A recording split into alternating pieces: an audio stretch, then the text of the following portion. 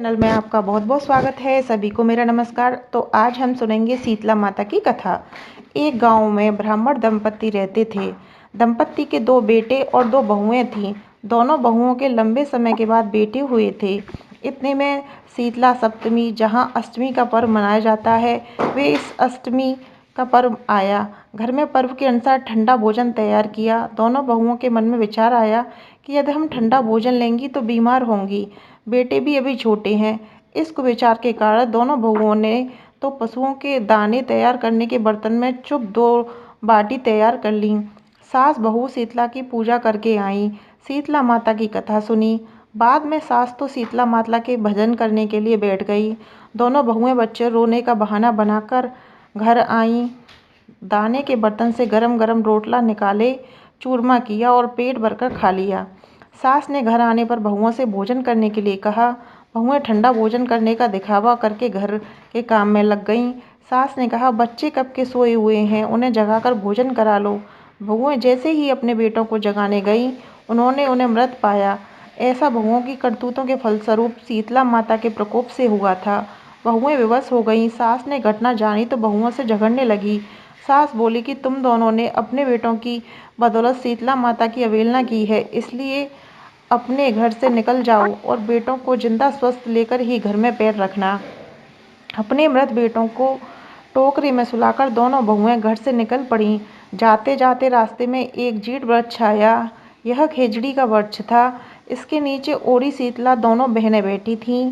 दोनों के बालों में विपुल प्रमाण में जू थी। बहुओं ने थकान का अनुभव भी किया था। दोनों बहुएं ओरी और शीतला के पास आकर बैठ गईं। उन दोनों ने शीतला ओरी के बालों से खूब सारी जू निकाली। जूओं का नाश होने से ओरी और शीतला ने अपने मस्तक में शीतलता का अनुभव किया। कहा, तुम दोनों ने हमारे मस्तक को शीतल ठंडा किया है, वैसे ही तुम पेट की शांति मिले। दोनों बहुएं एक साथ बोलीं कि पेट का दिया हुआ ही लेकर हम मारी मारी भटकती हैं, परंतु शीतला माता के दर्शन नहीं हुए हैं। शीतला माता ने कहा कि तुम दोनों पापिन हो, दुष्ट हो, दुराचरणी हो, तुम्हारा तो मुंह देखने भी योग्य नहीं है। शीतला सप्तमी के दिन ठंडा भोजन करने के बदले तुम दोनों ने गर्म भोजन कर लिया। यह सुनते ही बहुओं ने शीतला माता जी को पहचान लिया।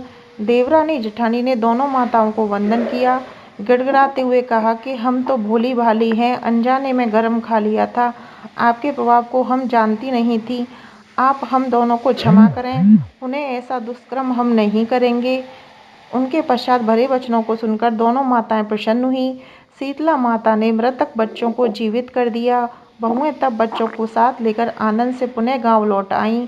गांव के लोगों ने जाना कि दोनों बहुओं को शीतला माता के साक्षात दर्शन हुए थे। दोनों को धूमधाम से स्वागत करके गांव में प्रवेश कराया। बहुओं ने कहा, हम गांव में शीतला माता के मंदिर का निर्माण करवाएंगी। चैत्र माही में शीतला माता के दिन ठंडा खाना ही खाएंगी। शीतला माता ने बहुओं पर जैसी अपनी दृष्टि की, वैसी कृपा सब पर करे। श्री शीतला माँ सदा हमें शांति, शीतलता तथा आरोग्य दे। इस तरीके से हमारी शीतला माता की कथा संपन्न होती है।